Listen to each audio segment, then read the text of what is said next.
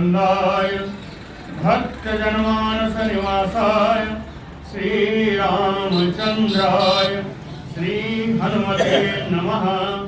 श्री गुरुचरण कमलेभ्यो नमः। श्री सीतानाथ समारंभां श्री रामानंदार्य मध्यमाम् अस्मदाचार्य पर्यन्तां वंदे गुरु परंपराम्। श्री वृंदावने अपि कृतयामुनगांग संगम श्री राधा मुकुंद युगलम तत अहं नमामि। नारायणं नमस्कृत्य नरं चैव नरोत्तमं देवीं सरस्वतीं व्यासं ततो जयमुदीरयेत्। निगम कल्पतरोर्गलितं फलं सुखमुखात् अमृतद्रवसंयुतं पिबत भागवतं रसमालयं मुहुरहोः रसिका भूरि भावुकाः। कस्तूरी तिलकं ललाटपटले वक्षस्थले कौस्तुभं नासाग्रे वरमौक्तिकं करतले वेणुकरे कङ्कणम्। सर्वाङ्गे हरिचन्दनं सुललितं कण्ठे च मुक्तावली। गोपस्त्री परिवेष्टितो विजयते गोपाल चूड़ामणिः। जय सुखदेव मुनीश्वर यदुपतिदास अनन्य। जयति वादरायण चरण करण मोहि जगधन्य। भक्ति भक्त भगवंत गुरु चतुर्नाम बपु एक। इनके पद वंदन किए नासै विघ्न अनेक। बोलो श्री वृंदावन बिहारी लाल की जय।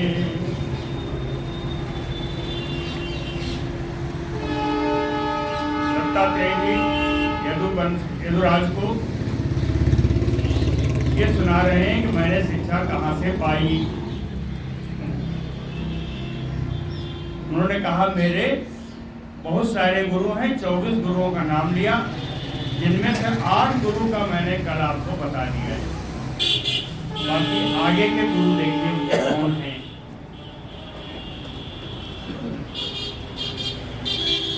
ब्राह्मण उवाच।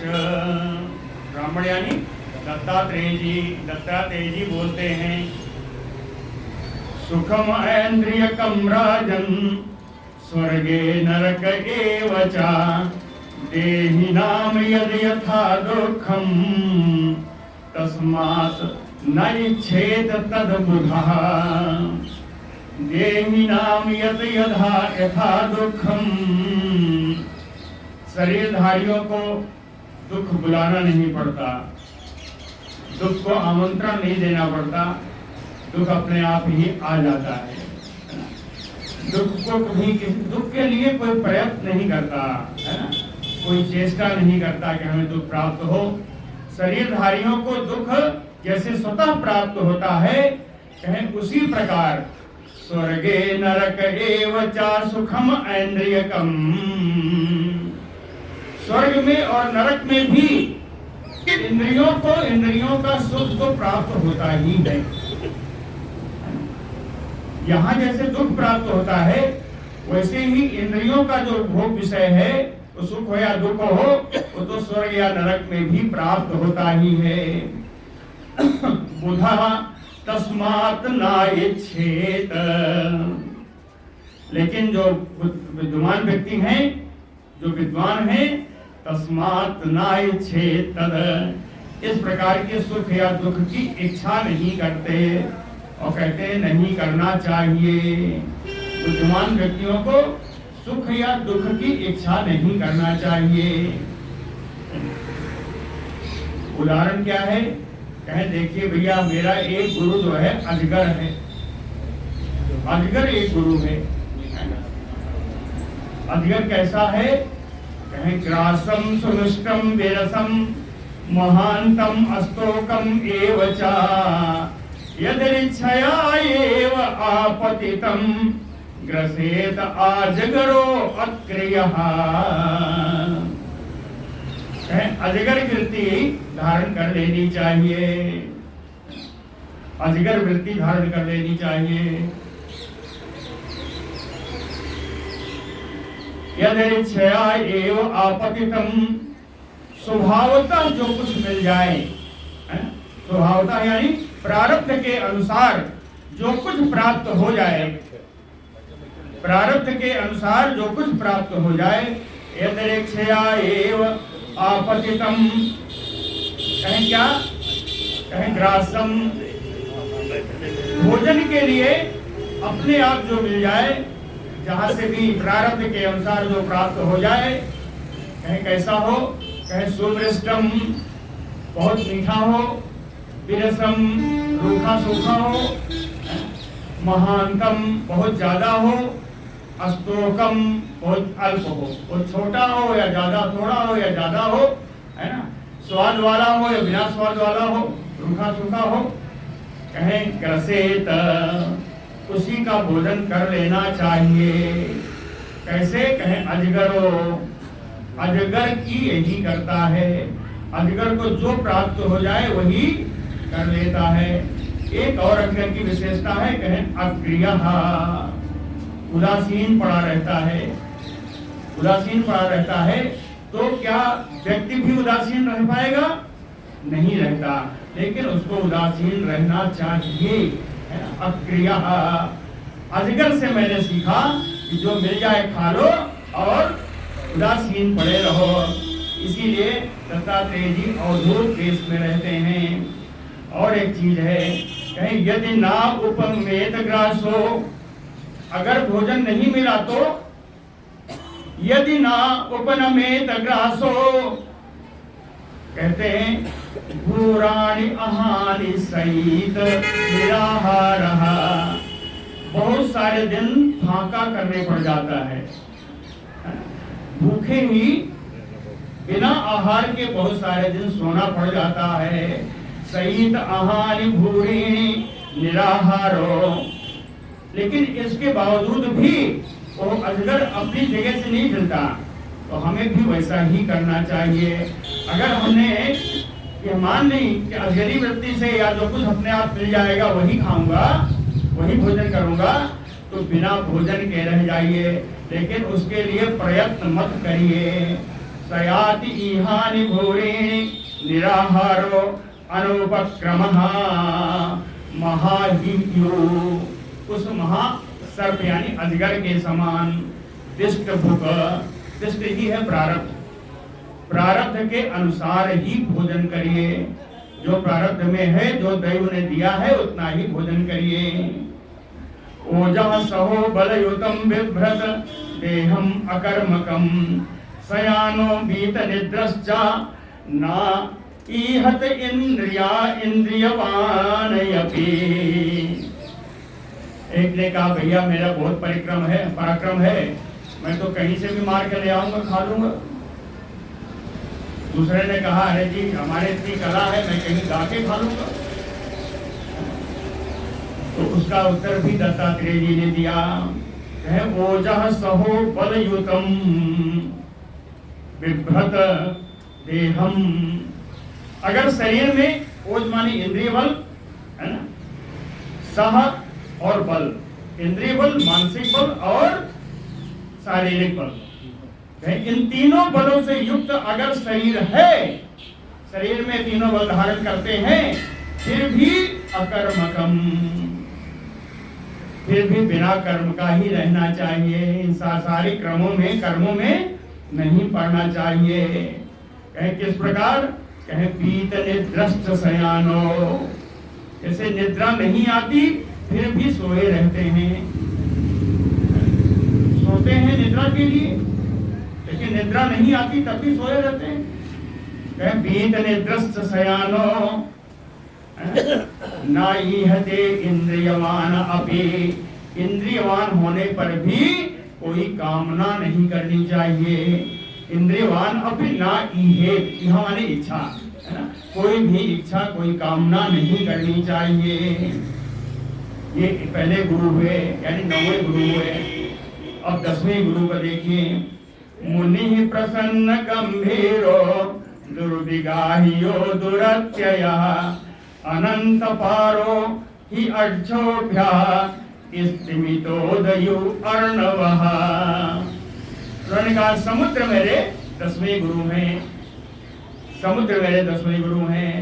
समुद्र की तरह साधकों को रहना चाहिए। समुद्र के क्या गुण है? वही गुण साधक को लेना चाहिए। प्रसन्न है ना, प्रसन्नता समुद्र जो है प्रसन्न रहना चाहिए। गंभीर हो, वाणी गंभीर होनी चाहिए। दुर्विगाहियो, भावपूर्ण ज्ञान अथाह होना चाहिए, अथाह भावपूर्ण ज्ञान होना चाहिए। दुरत्ययः, ज्ञान इतना हो कि इसका कोई पार ना पा सके, है ना। असीम, अपार होना चाहिए, है ना, अपार ज्ञान होना चाहिए।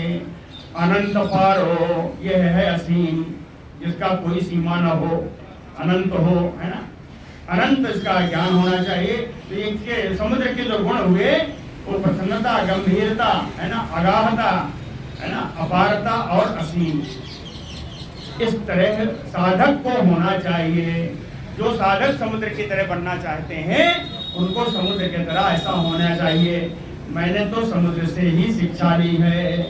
और उन्होंने कहा अक्षोभ्यः स्तिमितोदयु अर्णवः, उस समुद्र की तुलना नहीं करनी चाहिए जिनमें ज्वार भाटा आता है।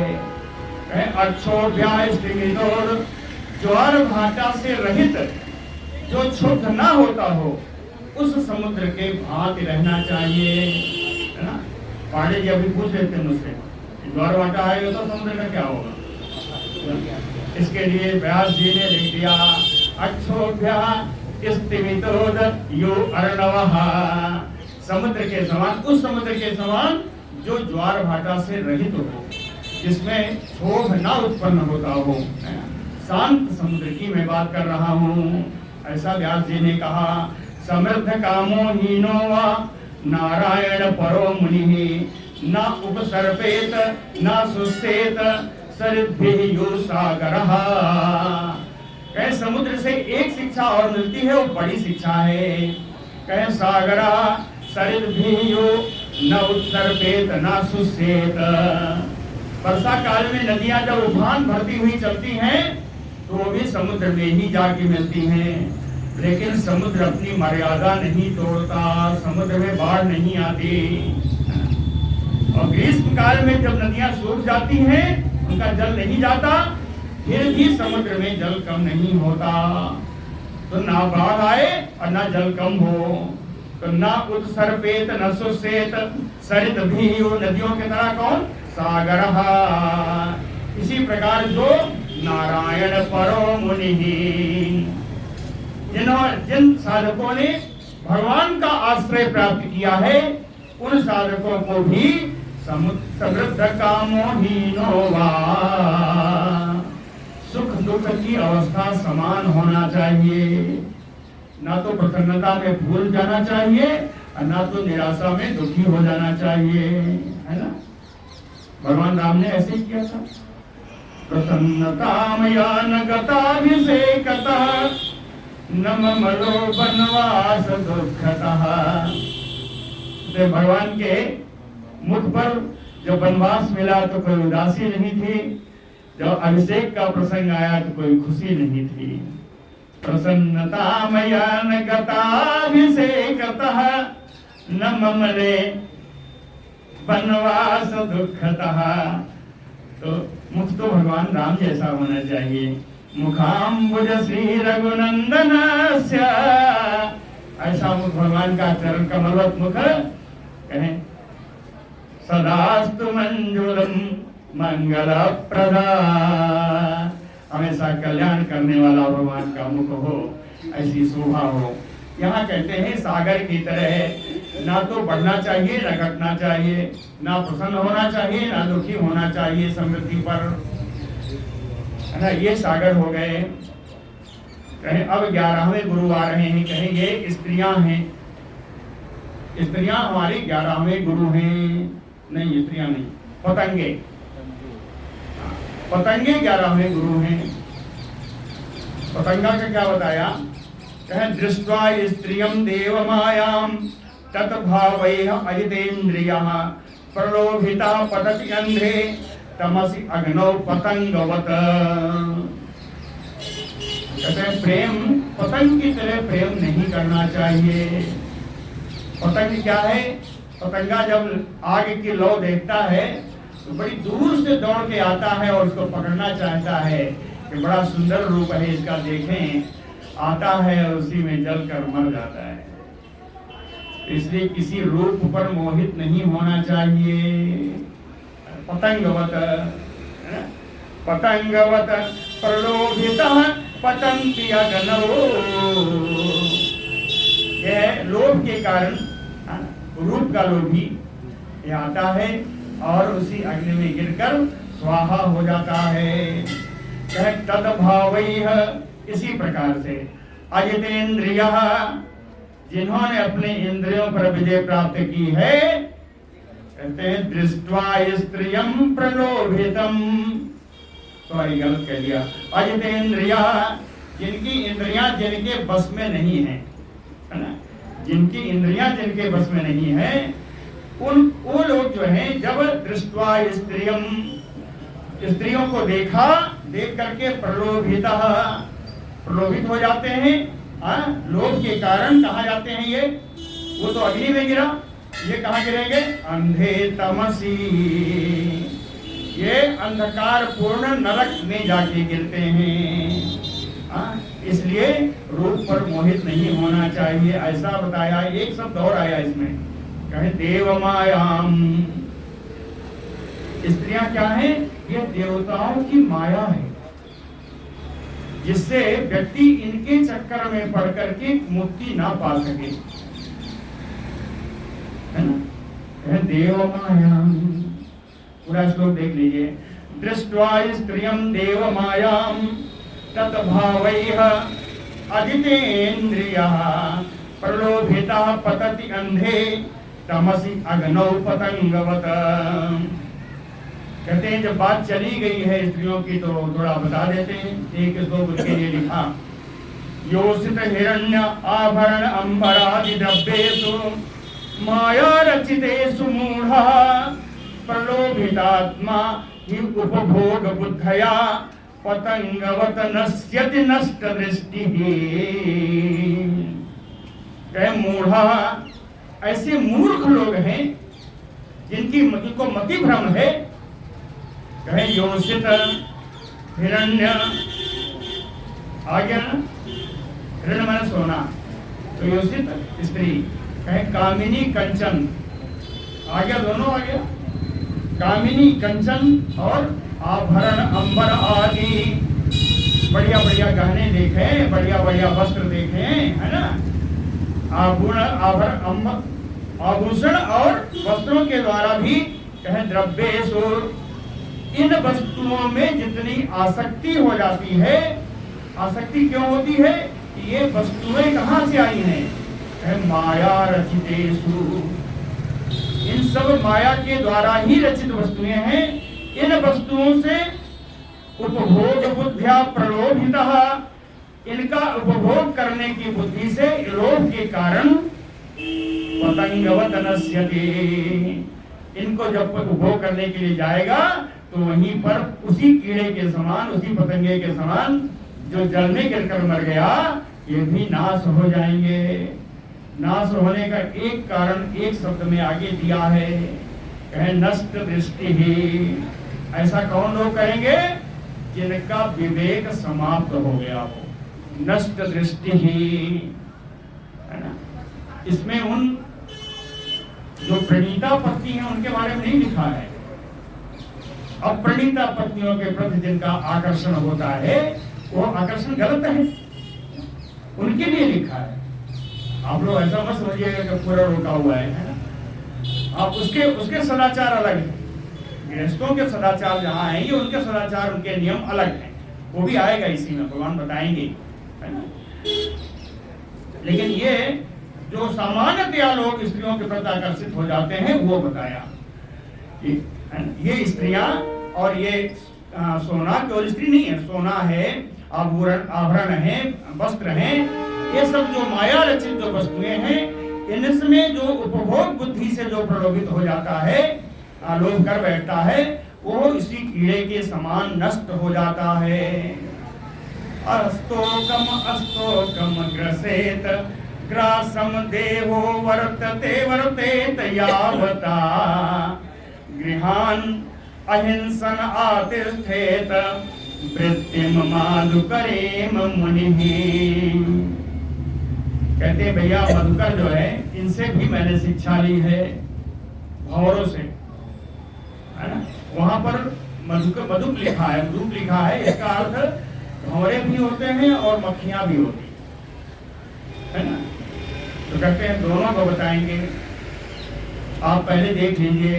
अस्तोकम ग्रसेत ग्रासम देहो वर्तेत यावता। कहते थोड़ा थोड़ा ही भोजन करना चाहिए, जितना देह के लिए, शरीर को चलाने के लिए आवश्यक हो। देहो वर्तेत यावता। और कैसे, ऐसा कैसे होगा? कहे माधुकरी मुनि, मधुकरी वृत्ति। कहे साधुओं साधकों को मधुकरी वृत्ति अपनानी चाहिए। गृहान अहिंसन। कोई गृहस्थ व्यक्ति अगर आपको देने के लिए नहीं तैयार है, तो उसके सामने हिंसा नहीं करिए, डाकिए फटकारिए नहीं करे तो क्या देगा, चट, ऐसा नहीं है ना। किसी ने नहीं दिया, आगे बढ़ो, मिलेगा। क्या कहा उनका? अस्तोकम। ऐसे ऐसे छोटे छोटे रोटी के टुकड़े आप इकट्ठा कर लीजिए, और उतना मिल जाए कि जिस तरह जीवन चल जाए, उसके आगे मांगने की आवश्यकता नहीं। तो गृहान अहिंसान, गृहस्थों के साथ कोई हिंसा का व्यवहार ना करते हुए मधुकरी वृत्ति मांगिए। थोड़ा थोड़ा 2-4 जगह से मिल जाए तो उसी से अपना जीवन यापन करिए। ये क्यों हुआ? ये भंवरे का गुण है, ये गुण भंवरे का है। आगे बता रहे हैं।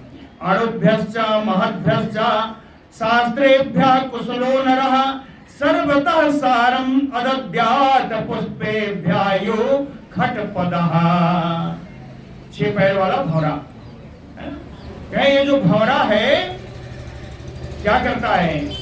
अणुभ्यश्च महद्भ्यश्च, छोटे फूल हो या बड़े फूल हो, अणुभ्यश्च महद्भ्यश्च पुष्पेभ्यः, छोटे बड़े सारे फूलों से ये भंवरा बैठ करके क्या करता है?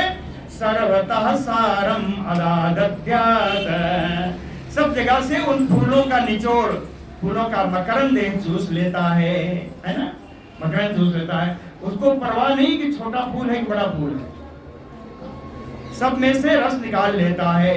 उसी प्रकार कुशलो नरः, जो सुंदर व्यक्ति हैं, जो साधक हैं, वो अणुभ्यश्च महद्भ्यश्च, वहां पुष्पेभ्य था, यहाँ क्या है? अणुभ्य महद्भ्य शास्त्रेभ्य। जो जिज्ञासु व्यक्ति हैं, साधक हैं, उनको छोटे बड़े शास्त्रों का परवाह नहीं करनी चाहिए। छोटे शास्त्रों से या बड़े शास्त्रों से जो कुछ मिल जाए उसका निचोड़ प्राप्त कर लेना चाहिए। ये हमने भंवरे से सीखा, ठीक है। छोटे बड़े शास्त्रों का भेद नहीं करना चाहिए। कोई कहे भैया हम तो जो है रामचरितमानस ही पढ़ के आए हैं, तो कहा अरे मैंने तो वाल्मीकि रामायण पढ़ी। जी रामचरितमानस से भी सार मिलेगा, वाल्मीकि रामायण में भी सार मिलेगा, भागवत में भी मिलेगा, और अन्य शास्त्रों में भी वही मिलेगा। सार ग्रहण करना है तो उसी भंवरे की तरह फूलों का बहरवास नहीं करना चाहिए। ये फूल बड़ा है या छोटा है, फूल से जो आपको सार मिल रहा है, मकरंद मिल रहा है, वो चूस लो ना। तो भंवरे के समान जो कुशल व्यक्ति हैं, जो साधक कुशल साधक हैं, वे भी छोटे बड़े शास्त्रों से जहां से भी जो सार मिल सके, जो तत्व मिल सके, उस तत्व को खींच लेना चाहिए। और कहे अब देखो भैया, मधुमक्खी से भी मैंने बहुत सीखा। क्या सीखा? कहे सायंतनम स्वस्तनम वान संग्रहित भिक्षितम पाणिपात्र उदरामत्रो मक्षिकायो न संग्रही। कहे मधुमक्खी के समान संग्रह नहीं करना चाहिए। मक्षिकायो न संग्रही, मधुमक्खी के समान संग्रह नहीं करना चाहिए। कहे भिक्षितम, जो भिक्षा आप मांगते हैं, पहले बताया जीवन यापन के लिए हो जाए तो बंद कर दी, चले आइए। तो कहते हैं जो भिक्षा आप मांगते हैं, भिक्षितम सायंतनम स्वस्तनम न गृहीत। सवेरे मांगे ज्यादा मिल गया, कहें शाम के लिए होगा, है ना। शाम को मांगे ज्यादा के लिए, कहें कल के लिए होगा। यही रोका हुआ है। कहा सायंतनम स्वस्तनम व न संग्रहीत, शाम के लिए या दूसरे दिन के लिए, कल के लिए संग्रह नहीं करना चाहिए। भिक्षा मांगे, जो मिले उतना लीजिए, जितना आप पा लीजिए। इसके लिए दो चीजें जरूरी हैं। कहे मांगने का बर्तन ना रखिए। पाणी पात्रम, हाथ ही आपका पात्र होना चाहिए। भिक्षा पात्र केवल हाथ ही होना चाहिए, हाथ पे ही मांगिए। पाणी पात्रम, रखने की जगह टंकी वगैरह कहे वो भी नहीं, रखने की जगह कहाँ है? कहे उदर मात्रम, रखने की जगह केवल अपना पेट है। मांगिए हाथ में, खाइए पेट में, उसके अलावा कुछ नहीं। कोई संग्रह नहीं, कोई परिग्रह नहीं। अदरवाइज वही मधुमक्खी की हालत होगी। मधुमक्खी की क्या हालत है वही आगे बताया। सायंतनम स्वस्तनम वान संग्रहित भिक्षुकः, इस प्रकार भिक्षुक को, भिक्षा मांगने वाले को शाम के लिए या कल के लिए संग्रह नहीं करना चाहिए। मक्षिकायो संग्रहणम सहतेन विनश्यति, कहे मधुमक्खी सब जगह से ले जा करके मधु बना करके अपना छत्ते में रखती है, और कोई आता है छत्ता निकालता है, शहद निकालता है, और मक्खियां भी उसी के साथ मर जाती हैं। मक्षिकायो संग्रहणम सहतेन विनश्यति, शहद के साथ ही मक्खियां भी मर जाती हैं। इसलिए संग्रह परिग्रह नहीं करना चाहिए। अब अगले गुरु का नाम आ रहा है। अगले गुरु हैं हाथी। हाथी कहे हाथी की तरह भी नहीं होना चाहिए। हाथी का हाथिनियों से बड़ा प्रेम होता है, जानते हैं नहीं जानते? कई जगह आता है ना, जल विहार करते हैं हाथिनियां, गजराज कन्यायु, है ना, ऐसा आता है। तो कहते हैं इस प्रसन्न करेव बद्धेत कन्या अंग संगतः, हाथी अगर हाथिनियों के साथ चला गया, उनके अंगों का स्पर्श पाया, तो वो वहीं बंध जाता है, वहीं बंध जाता है। इस प्रसन्न करेव बद्धेत कन्या अंग संगतः, इसलिए भिक्षु, जो भिक्षु हैं, जो सन्यासी हैं, उन सन्यासियों को युवतीम दारवीमयपि पदापि ना स्पृशेत, जो सन्यासी हैं उनको, स्त्रियों को, है ना, कहें स्त्री कैसे? कहें दारवीमयपि, लकड़ी की बनी हुई अगर स्त्री की मूर्ति है तो उसको भी नहीं छूना चाहिए। दारू माने लकड़ी। दारवीमयपि युवतीम, स्त्री साक्षात स्त्री को तो स्पर्श करने नहीं चाहिए, लकड़ी की बनी हुई स्त्री है तो भी उसका स्पर्श नहीं करना चाहिए। कहे हाथ से, कहने पदापि, एवं पैर से भी उनका स्पर्श नहीं करना चाहिए। इसीलिए श्लोक देख लीजिए, पदापि ज्योतिम भिक्षु ना स्पृशेत दारवीमयपि। ये दारू का शब्द क्यों आया जानते हैं? लकड़ी का शब्द क्यों आया? नहीं जानते हैं। हाथियों को फंसाने के लिए जो बहलिए होते हैं, उनको पकड़ने वाले, हाथियों को पकड़ने वाले जो शिकारी होते हैं वो गड्ढा करके उसके ऊपर कागज की या लकड़ी की हथनी बना के रख देते हैं और उसी हथनी का स्पर्श प्राप्त करने के लिए हाथी आते हैं और गड्ढे में गिर जाते हैं। इसलिए इसका ये बताया कि पदापि ज्योतिम अभेक्षो ना स्पृशेत दारवीमयपि स्पृशन करेव पद्यते करिण्या अंग संगता न अधिगच्छेत स्त्रियं प्राज्ञं करहिचित मृत्युम आत्मना। अभी देखिए जो मैंने बताया था कि विवाहिता या परिणीता पत्नी के लिए नहीं कहा है ना, यह अन्य पत्नियों के लिए कहा है, अन्य स्त्रियों के लिए कहा है ना? अभी इस श्लोक में आपको स्पष्ट हो जाएगा। न अधिगच्छेत स्त्रियं प्राज्ञः, प्राज्ञा जो बुद्धिमान व्यक्ति हैं, जो ज्ञानी हैं, नाधिगच्छेत स्त्रियं, वे इतनी स्त्रियों के पास भी नहीं जाएंगे। करहिचित, किसी भी प्रकार से वो स्त्रियां अन्य स्त्रियों का स्पर्श नहीं करेंगे। क्यों? मृत्युम आत्मनः, ये स्त्री तो साक्षात अपनी ही मृत्यु है। क्यों?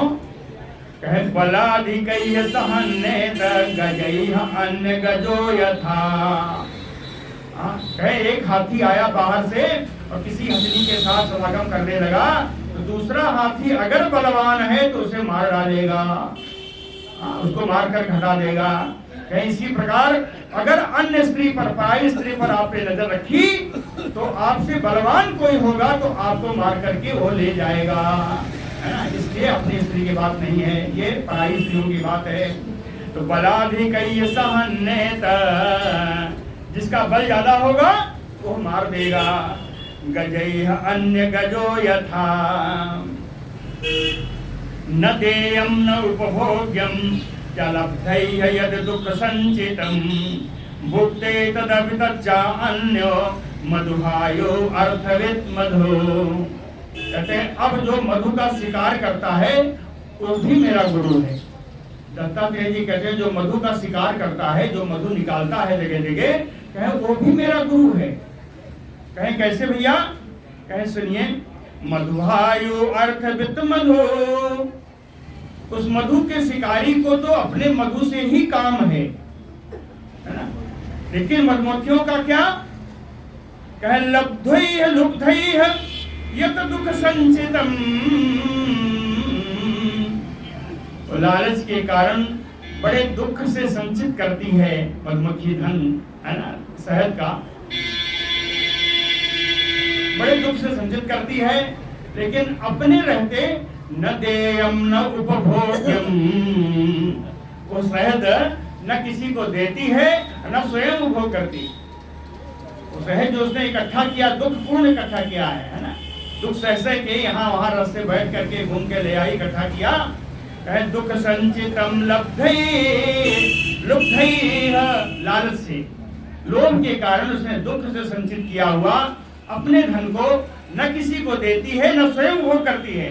भुंक्ते तदपि च अन्यो, जिसका उपभोग तो कोई और ही करता है।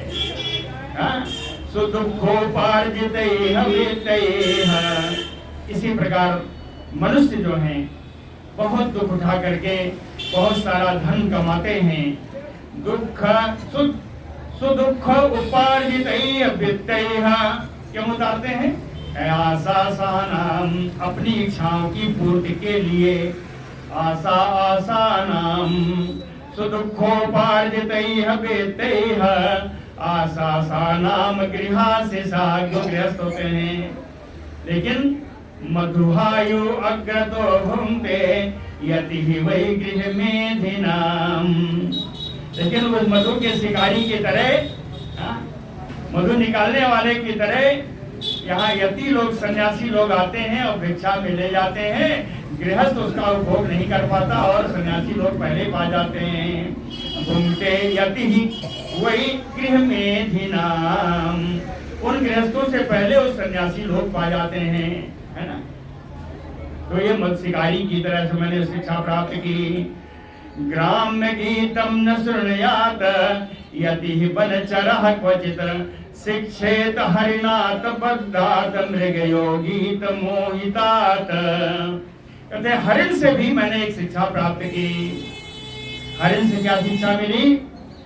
कहेंगे यति बनचरः, जो वनवासी सन्यासी हैं, बनचरः यति, जो वन में रहने वाले सन्यासी लोग हैं, कहते हैं ग्राम्य गीतम न शृणुयात, उन्हें विषयों में आसक्त रखने वाली बातें नहीं सुननी चाहिए। ग्राम्य यानी विषय। ग्राम्य गीतम न शृणुयात, वनचर सन्यासियों को विषयासक्त बातों में श्रवण वृद्धि नहीं रखनी चाहिए। इसका उदाहरण क्या है? हरिणात शिक्षेत, यह शिक्षा तो मैंने हरिण से ली। क्या है? कहे बद्धात मृगयोः गीत मोहितात। इनको हिरण का शिकारी आया और उसने बढ़िया सुंदर गीत बजाया और उसी गीत को सुनकर मोहित होकर के हिरण उनके पास पहुंच गया और स्वयं बंध जाता है। शिक्षेत हरिणात बद्धात मृगयोः गीत मोहितात। नृत्यवादित्र गीतानि नूतन ग्राम्यानि योषिताम्। और बताएं, इसका क्लियर करते हैं, स्पष्ट करते हैं, उदाहरण और देते हैं। आसाम क्रीडन को वस्य ऋष्य श्रृंगो मृगी सुतः, ऋष्य श्रृंगो मृगी सुतः। कहें आप लोगों ने एक कहानी तो सुनी होगी। मृगी से उत्पन्न हुए ऋषि थे, उनका नाम था ऋष्य श्रृंग। ये मृगी के गर्भ से उत्पन्न हुए थे, है ना। तो मृगी सुतः ऋष्य श्रृंगो, इन्हें तो कुछ भी मालूम नहीं था, वन में ही रहते थे। इन्हें ग्राम की विषय यानी कामनाओं की या विषयों की भी के बारे में कोई जानकारी नहीं थी। लेकिन बहुत सारी अप्सराएं आई या बहुत सारे गांव की स्त्रियां वहां गईं। इनको देख करके इनको बढ़िया बढ़िया नाच गाना सब सुनाया। उससे इतने मोहित हुए कि ये स्वयं स्त्रियों की खिलौना बन गए, है ना। तो कहे मृगी सुतः ऋष्य श्रृंगो योषिताम ग्राम्याणी। विषयासक्त युवतियां, विषयासक्त युवतियां कहे नृत्यवादित्र गीतानि जुसन। उन्होंने अपना नृत्य प्रस्तुत किया, बढ़िया बढ़िया गीत गाए, बाजे बजाए, है ना। नृत्यवादित्र गीतानि जुसन बस्य। उसी को सुनते सुनते उनके बस में हो गए। बस में इतना हुए कि आसाम क्रीडन को उनका खिलौना बन गए, यानी कठपुतली बन गए, स्त्रियों के हाथ की कठपुतली बन गए, है ना। ऐसा मैंने हरिण से सुना, है ना। अब एक और बताते हैं। कहे मछली से मैंने एक बात सीखी। मछली से क्या सीखा? कहे जिह्वया अति प्रमाथिन्या जनो रस विमोहिता। जिह्वया अति प्रमाथिन्या जनो रस विशेषतः। मृत्यु मृच्छति असत बुद्धि मीनः तु बडिसैः यथा। बडिस कहते हैं जो कांटे में चारा लगाया जाता है, उसे बडिस कहते हैं। मछली जो बांधते हैं वो कांटा बनाते हैं ना, कांटे से मारते हैं, कांटे में वो मांस का टुकड़ा लगा देते हैं, चारा उसी कहते हैं। कुछ भी लगाए तो मीनः तु बडिसैः यथा। मछली उस चारे के चक्कर में पड़ करके अपना जीवन गंवा बैठती है। तो इससे मैंने शिक्षा प्राप्त की। क्या शिक्षा प्राप्त की? जिह्वया अति प्रमाथिन्या जनो रस विमोहिता। आदमियों की, पुरुषों की, प्राणियों की जो जिह्वा रसनेंद्रियां हैं, यह बड़ा काल करती हैं। स्वाद के चक्कर में ऐसा पड़ते हैं कि स्वादवत अन्य भोजन के चक्कर में असत बुद्धि, बड़े सारे दुर्बुद्धियों को मैंने देखा है, वो काल के गाल में चले गए। हाँ, ये बड़ी अपार इंद्रिय है। हाँ, इसको बताया भी है कि इंद्रियाणि जयन्ति आसो निराहारा मनीषिणः। बुद्धिमान व्यक्ति है ना, मनीषिणा, जो बुद्धिमान व्यक्ति है वो निराहार रह करके, बिना आहार का रह करके, इंद्रियाणि जयन्ति आसु, शीघ्रता से सारी इंद्रियों पर विजय प्राप्त कर लेता है, निराहार रह करके, है ना, सारी इंद्रियों पर विजय प्राप्त कर लेता है निराहार रह करके। लेकिन वर्जयित्वा तो रसनम, रसनेन्द्रियों को छोड़ करके, क्यों कि रसनेन्द्रियों को अगर स्वादयुक्त भोजन का चस्का लगा है और इनको रोकोगे तो इनकी प्यास और बढ़ेगी। देखा है ना, कभी अगर देखिए इसको और सोचे नहीं नहीं चलो जी चलो, हटाते रहो, लेकिन उधर मन चला ही जाएगा। आपको उसका स्वाद, उसको रसनेन्द्रियां आपको वहां खींच ले जाएंगी। कहे वर्जयित्वा तो रसनम ततनेह अन्नस्य वर्धते, भोजन कर देने से भी, बंद कर देने से ये और प्रबल हो जाती हैं। तावत जितेन्द्रियो नास्यात् विजितानि इंद्रियः पुमान्। तो कहते हैं कोई मनुष्य तब तक जितेंद्रिय नहीं हो सकता जब तक वह रसनेन्द्रिय, जिह्वा इंद्रिय को अपने पर कंट्रोल नहीं कर लेता, बस में नहीं कर लेता। न जयेत रसनम यावत जितम सर्वजिते रसे, सभी इंद्रियों को जीता हुआ तभी माना जाएगा जब रसनेन्द्रियों पर विजय प्राप्त कर ली हो, है ना, ऐसा मैंने सीखा। ये हो गए 16 गुरु हो चुके हैं, अब 17वें गुरु आ रहे हैं। कहें 17वें गुरु कौन है? पिंगला नाम वेश्यासीत विदेह नगरे पुरा। प्राचीन काल में विदेह नगरी में एक पिंगला नाम की वेश्या रहती थी। पिंगला नाम वेश्या आसीत विदेह नगरे पुरा तस्या में शिक्षितम। कहते हैं राजन, उससे मैंने शिक्षा प्राप्त की है। क्या प्राप्त की? किंचित निबोधन वनंदन। हे यदुराज, मैं बता रहा हूँ, उसको आप समझिए, सुनिए नहीं कहा, एक जगह और आया था इसी में, है ना, आज भी आया। तत निबोधन वनंदन, मैं बता रहा हूँ, उसको आप समझिए, इसका अर्थ क्या होगा। सा स्वैरिणी एकदा कांतम संकेत उपनेस्यति अभूत काले बहिः द्वारे बिभ्रति रूपमवोत्तमम्। कहे सा स्वैरिणी, वो इच्छाचारी थी, रूपवती थी, वो वेश्या, पिंगला नाम की वेश्या बड़ी इच्छाचारी थी और रूपवती थी। सा स्वैरिणी, कहते हैं एकदा, एक बार की बात बताऊं, एक दिन क्या हुआ, बिभ्रति रूपम उत्तमम, अपना पुरुष सज धज करके, है ना, कांतम संकेत उपनेस्यति, आए हुए पुरुष को अपने कमरे में, कहिए, है ना, अपने घर में ले जाने के लिए, काले समय क्या होगा, रात्रि में, रात्रि के समय में बहिः द्वारि अभूत, अपने दरवाजे के बाहर खड़ी थी। अपने संग अपने पुरुष को ले जाने के लिए, है ना, किसी पुरुष को ले जाने के लिए वो आधी रात में दरवाजे के बाहर खड़ी थी, बन ठन के। ये पिंगला नाम की वेश्या है।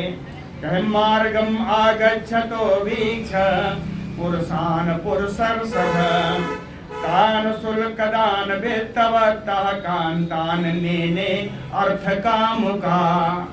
कहे ये स्वैरिणी तो थी, वेश्या तो थी, लेकिन इसको पुरुष से मतलब नहीं था, इसको मतलब था धन से, अर्थ कामुका। ये तो अर्थ चाहती थी, धन चाहती थी, इसलिए वहां दरवाजे पर खड़ी होकर के मार्ग आगच्छतो वीक्ष पुरुषान तत्शुल्कदान वित्तवत्तः कांतान, मार्ग पर खड़े हुए देखती कि कौन सा आ रहा है, किसके पास कितना धन होगा, है ना, धनवान पुरुषों को ही देखती थी। आगतेषु अपयातेषु सा संकेत उपजीविनी। यही इसकी जीविका थी, संकेत जीवी थी, यानी किसी पुरुष को पकड़ करके लाना और उससे धन लेना, यही इसकी जीविका थी। तो संकेतोपजीविनी आगतेषु अपयातेषु, लोग आते रहे और जाते रहे। अपयन्नो, हर बार ये सोचती है कि अपयन्नो वित्तवान कोपि, कोई न कोई तो धनी आएगा ही। को अपि अन्य अपयन्यो वित्तवान को अपि, आएगा जो कि माम उपयस्यति भूरिदा, मुझको बहुत सारा धन देगा। कोई न कोई तो आएगा जो मुझको बहुत सारा धन देगा। एवं दुराशया ध्वस्त निद्रा द्वारि अवलंबती, इसी प्रकार सोचते हुए दुराशया और निराश होने लगी। काफी रात बीत रही है, कोई आया नहीं। एवं दुराशया द्वारि अवलंबवती, दरवाजे पर ही लटकी हुई है। द्वारि अवलंबवती ध्वस्त निद्रा, निद्रा भी चली गई। समय क्या हो गया? निर्गच्छेत निर्गच्छन्ति प्रविशति, बार बार घर के अंदर जाती, फिर बाहर आ खड़ी हो जाती। निर्गच्छन्ति प्रविशति, अंदर आती बाहर आती। ऐसा करते करते निशीथम सम अपद्यत, आधी रात हो गई।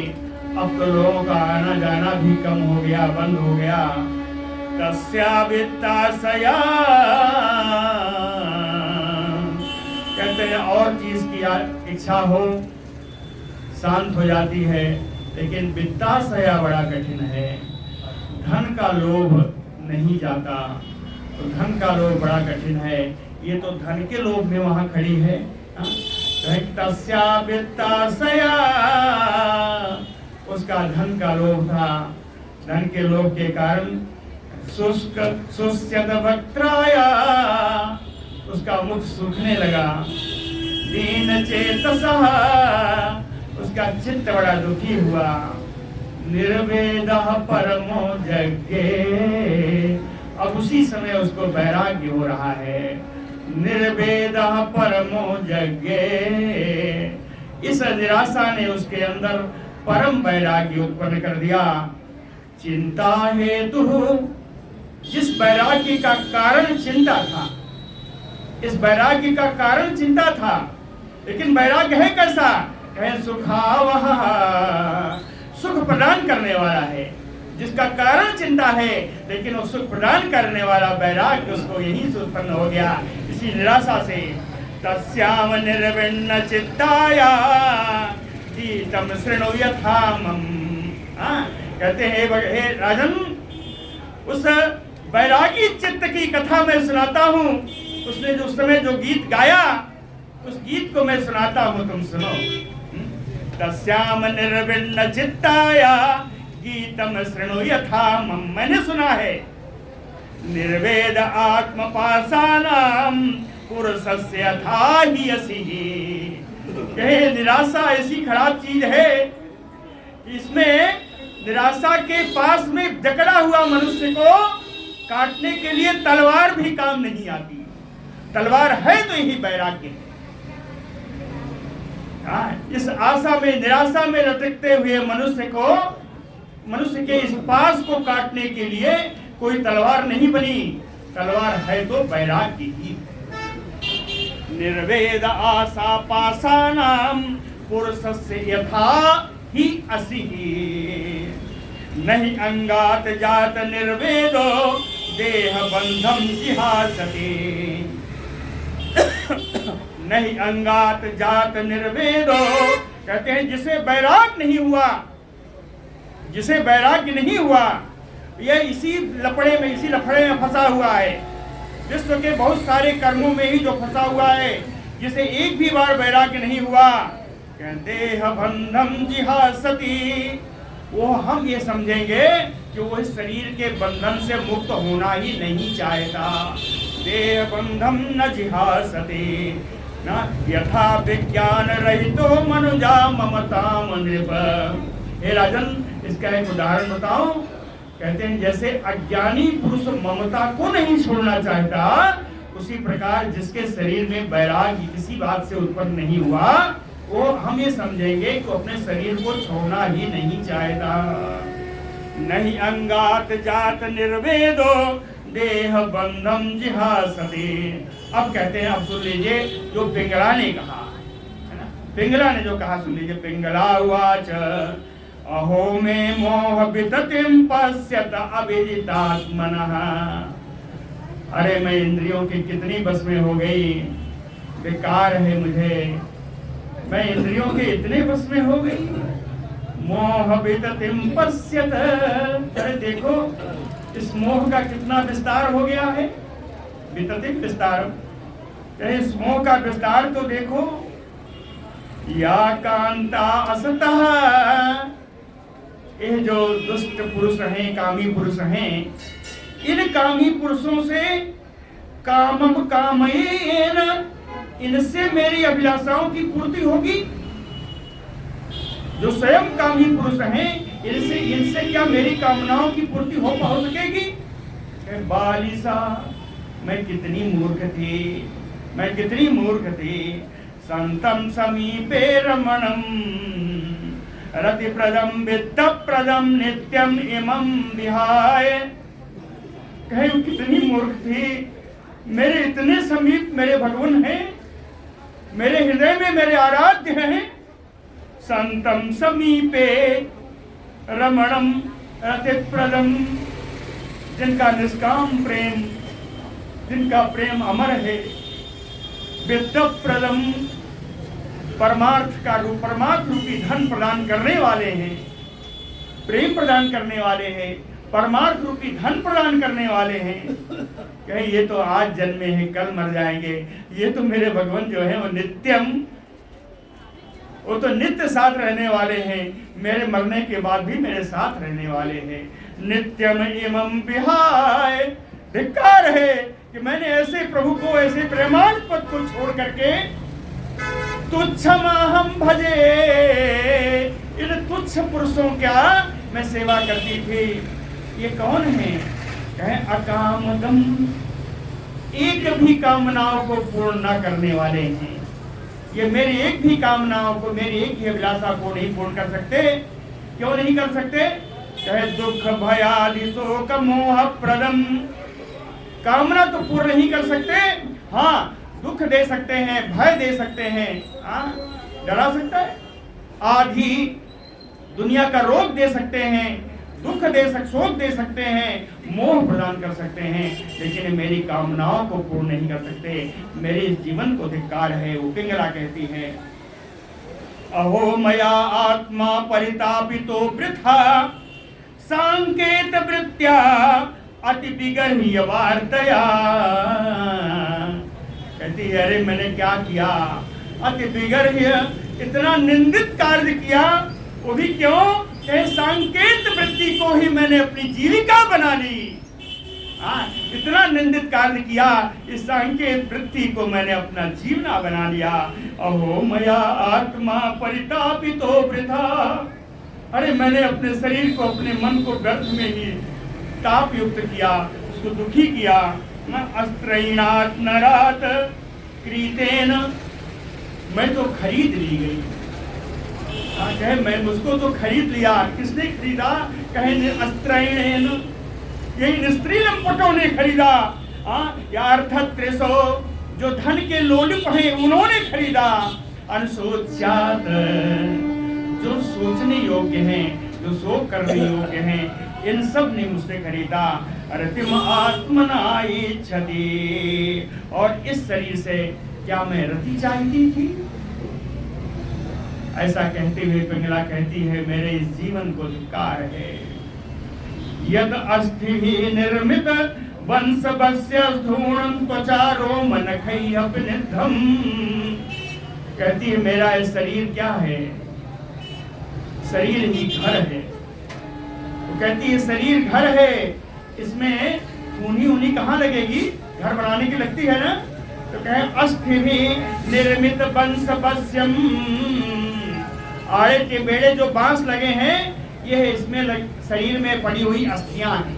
हड्डियां जो हैं वही बांस से बना हुआ जो घर होता है, कहें बांस का ढांचा है, अस्थियां ही ढांचा है ना। अस्थूणम त्वचा, वो खंभे का काम करती है। अस्थूण माने खंभा है, कई हड्डियां खंभे का काम करती हैं। और त्वचा रोम नखई पिनद्धम, ये जो त्वचा है, चमड़ा है, नख है, रोए हैं, ये छाजन का काम करती हैं, इन्हीं से छाया हुआ है। शरण वृद्धा नवद्वारम, और इस शरीर रूपी घर में 9 दरवाजे हैं। शरण नवद्वारम अगारम एतत, इस शरीर रूपी भवन में 9 दरवाजे हैं। और इसके अंदर रखा क्या है? पिण मूत्र पूर्णम मद उपैति का अन्या, यह मल मूत्र से भरा हुआ है इस मेरा शरीर, यही मेरा घर है। कहे मद उपैति का अन्या, इसी शरीर को मैंने अपना समझा, इसी शरीर के लिए सब कुछ किया। विदेहा नाम पुरे यस्मिन एक एव मूढ़ी, कहते हैं ये तो विदेहों की नगरी है, जहाँ इस तरह के मतलब कामों के लिए कहीं कोई स्थान नहीं है, ये तो विदेहों की नगरी है। कहे विदेहा नाम पुरे यस्मिन अहम एक एव मूढ़ी, मैं अकेली ही मूर्ख हूँ इस विदेहपुरी नगरी में। यानी या अन्यम इच्छन्ति असति असमात्मदात कामम अच्युतात्, कहे अपनी आत्मा का दान कर देने वाले, सब कुछ पूर्ण कर देने वाले इन भगवान को छोड़ करके मैंने इन असत व्यक्तियों का, दुष्ट व्यक्तियों का मैंने चाहने की इच्छा की।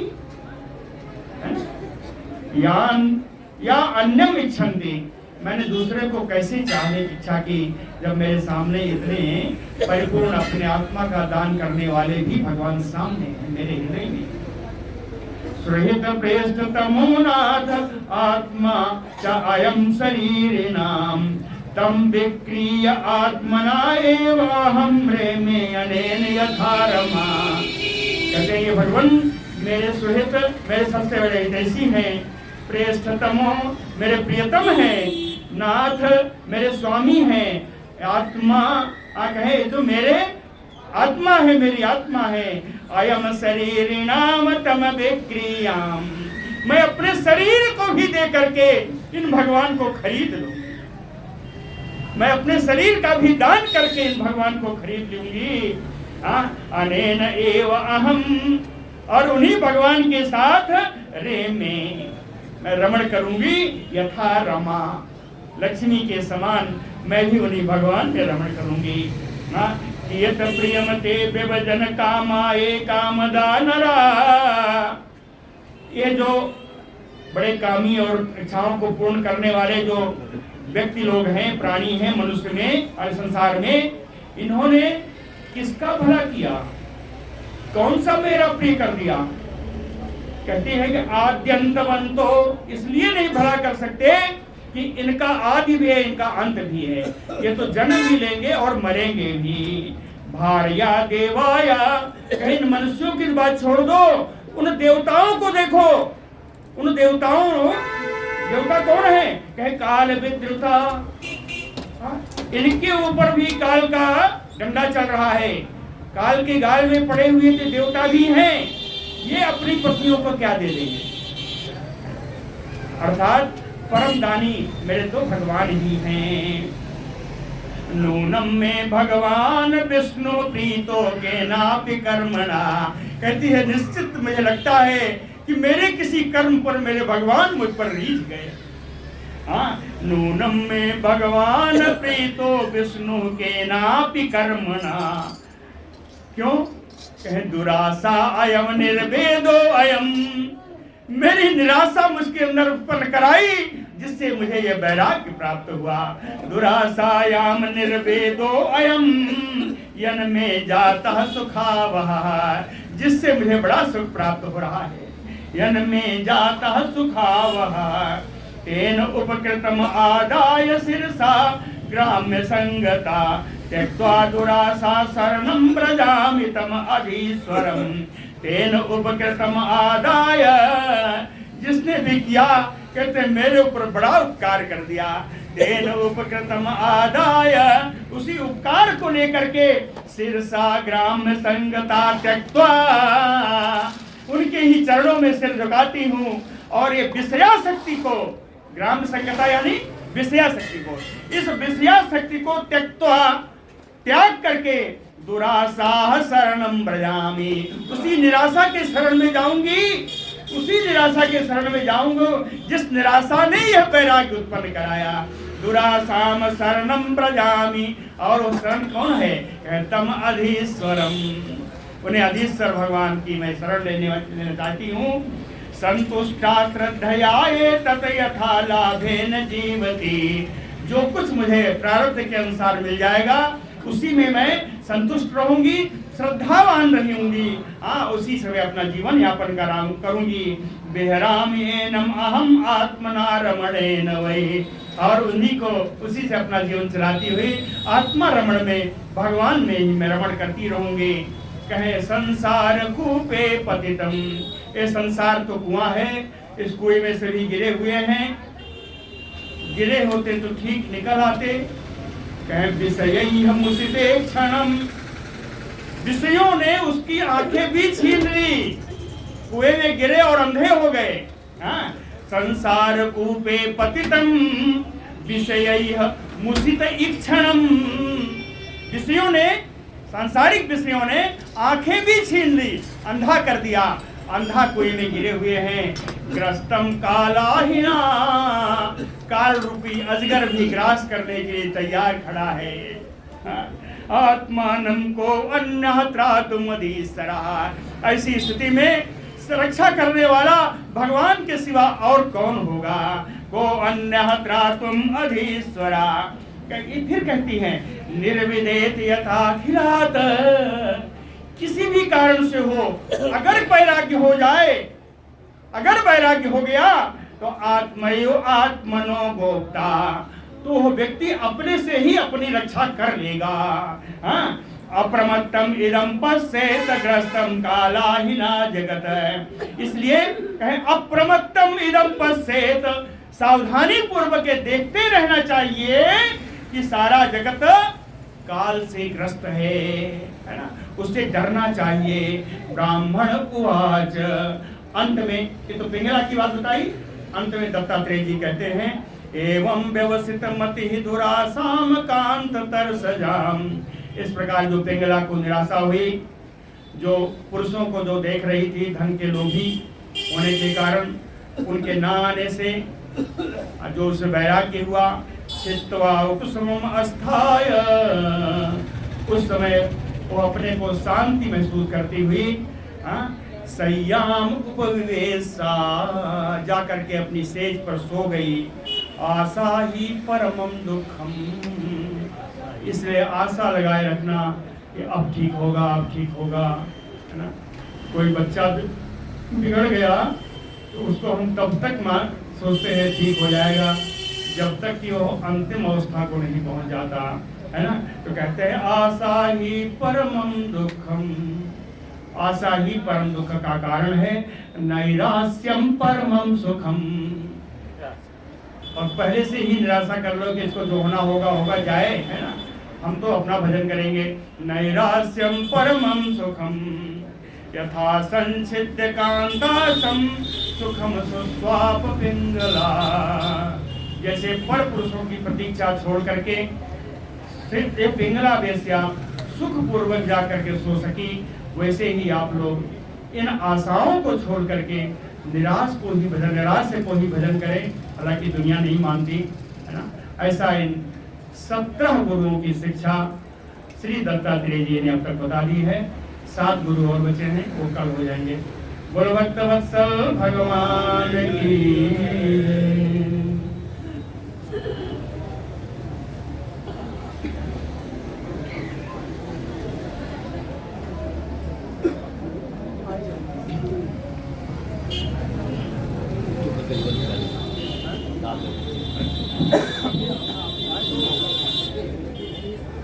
इसको बंद करना है।